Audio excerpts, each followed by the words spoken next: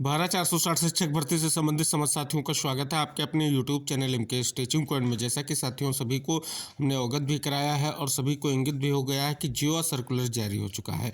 लेकिन साथियों अब संशय की स्थितियां क्यों बनी हुई हैं?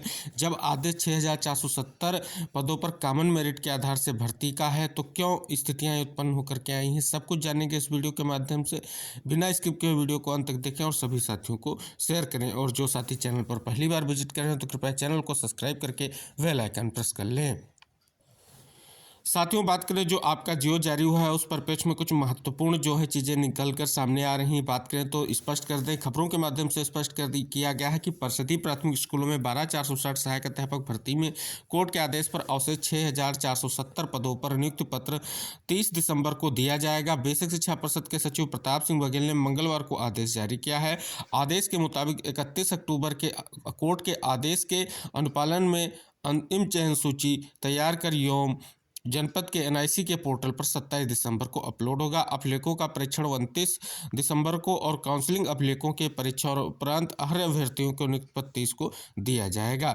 विदित हो कि हाईकोर्ट की लखनऊ बेंच ने 12,460 सहायक अध्यापकों के चयन को रद्द करने के 1 नवंबर 2018 के एकल पीठ के निर्णय को खारिज कर दिया था। इसी के साथ न्यायालय ने उक्त भर्ती के क्रम में बचे हुए 6,470 पदों के लिए कॉमन मेरिट लिस्ट जारी करने हुए 3 महीने में इन्हें भरने का आदेश राज्य सरकार को दिया था।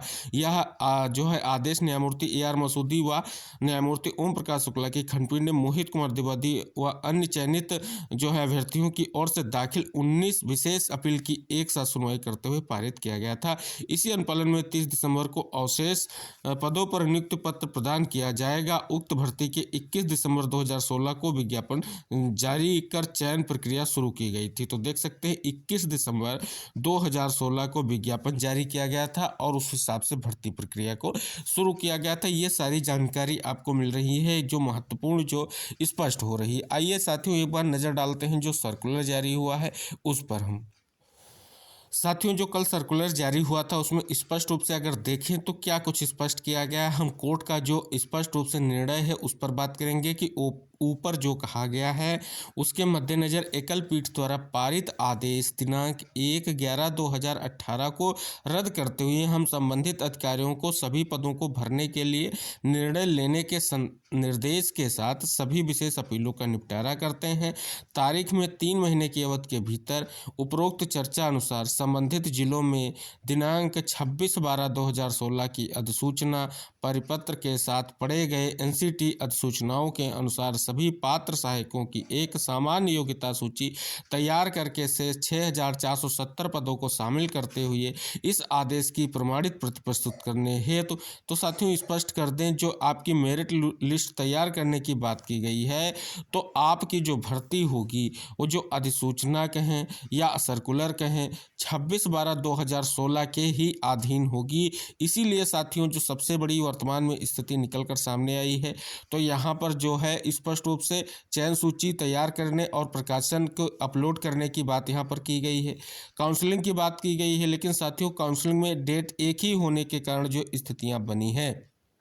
हालांकि साथियों भर्ती प्रक्रिया के संबंध में 22 तारीख को जो है वीडियो कॉन्फ्रेंसिंग होगी, उसके माध्यम से चीज़ें फाइनल होंगी। लेकिन साथियों यहाँ पर चीज़ें जो निकल कर सामने आ रही हैं तो साथियों यहाँ पर बात करें तो स्पष्ट हो रहा है कि शून्य जनपद का ही चयन होगा, ऐसा अभ्यर्थियों के माध्यम से दिख रहा है जो 51 जनपद के साथी हैं। और उनका कहना है कि यहाँ पर केवल और केवल जो भर्ती प्रक्रिया रुकी थी यानी चयन सूची को बहाल कर दिया जाएगा, जिससे जो शून्य जनपद के अभ्यर्थी जिनका चयन नहीं हो सका था उनका चयन केवल होगा और 51 जनपद के अभ्यर्थियों को यहाँ पर नियुक्ति नहीं मिलेगी। जो वेटिंग साथी हैं उनका चयन नहीं हो सकेगा। सीधा सा स्पष्ट सा उनका यही जो है इस सर्कुलर पर जो है अपडेट आया है। और उन्होंने यहाँ तक भी बात की है, धरने की स्थितियों पर भी बात की है कि धरना किया जाएगा। लेकिन साथियों बात करें अभी ये आपका जो है गवर्नमेंट आर्डर है कि भर्ती की जो है स्टार्टिंग कैसे होगी, लेकिन साथियों 22 तारीख को बिल्कुल स्पष्ट हो सकेगा। जो आपका सर्कुलर 2016 का है उसमें स्पष्ट तौर पर 2 काउंसलिंग की बात की गई है, प्रथम और सेकंड काउंसलिंग की। लेकिन साथियों यहाँ पर जो है प्रथम और सेकंड काउंसलिंग के बारे में इंगित ना होने के कारण सबसे बड़ी जो है चुनौती और सबसे बड़ी संशय की स्थिति उत्पन्न हुई है, क्योंकि इसमें काउंसलिंग और अभिलेखों के परीक्षण की कार्रवाई लिख दी गई है, प्रथम और सेकंड काउंसलिंग मेंशन नहीं किया गया है। अगर आप 2016 के सर्कुलर पर नजर डालेंगे तो स्पष्ट रूप से उसमें दोनों काउंसलिंग के बारे में स्पष्ट रूप से इंगित किया गया था। तो साथियों ये स्थितियां हैं और इसी कारण से जो है विवाद उत्पन्न हुआ है। अब देखने वाली बात होगी इस चीज़ को लेकर के 51 जनपद के जितने भी साथी वो प्रयास करेंगे स्पष्ट रूप से कि उनका भी स्पष्ट रूप से चयन सुनिश्चित किया जाए, क्योंकि कॉमन मेरिट का आदेश है कि 6470 पदों पर एक कॉमन मेरिट प्रिपेयर की जाए और उस हिसाब से नियुक्ति प्रदान की जाए, जैसा कि आर्डर में स्पष्ट रूप से लिखा गया है। तो अब इस स्थिति को किस प्रकार जो है आगे ले जाया जाएगा। हालांकि साथियों बात करें यहाँ पर कॉमन मेरिट की अगर बात है तो फिर स्पष्ट रूप से यहाँ पर सेकेंड काउंसलिंग अति आवश्यक है, तभी अन्य अभ्यर्थियों का चयन सुनिश्चित हो सकेगा। तो ये सारी चीज़ें इसी कारण से जो है संशय की स्थिति बनी हुई है।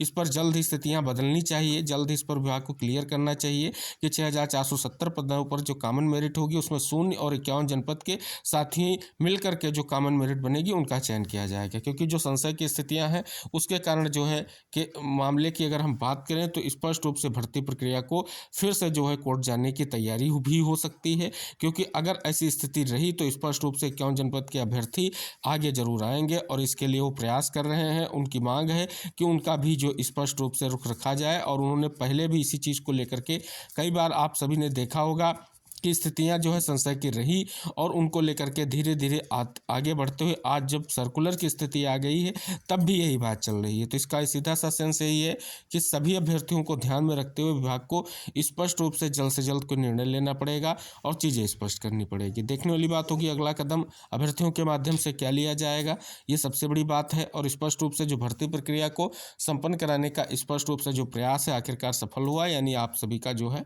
शासनादेश आ चुका है और भर्ती प्रक्रिया किस प्रकार संपन्न होगी सारी चीज़ें स्पष्ट कर दी गई। हालांकि साथियों इसमें जो चीज़ें हैं काउंसलिंग को लेकर के ही है, अगर काउंसलिंग शेड्यूल स्पष्ट कर दिया गया होता तो संशय की स्थितियां खत्म हो गई होती। अब साथियों देखें आगे क्या कुछ होने वाला है, जो भी होगा हम चैनल के माध्यम से आपको अपडेट दे देंगे। और साथियों जैसा कि आप सभी को अवगत करा दें, अभी की स्थितियों पर देखें तो अभी भी कॉमन मेरिट की बात यहाँ पर स्पष्ट रूप से की गई है, लेकिन क्या स्थितियाँ रहेंगी ये देखने वाली बात होगी। तो निवेदन है चैनल को जरूर सब्सक्राइब करें और बेल आइकन प्रेस करें, जिससे जो भी इंपॉर्टेंट जानकारियाँ होंगी आपको मिलती रहेंगी। मिलते हैं नेक्स्ट वीडियो में, तब तक के लिए Jai Hind, bye bye, take care साथियों।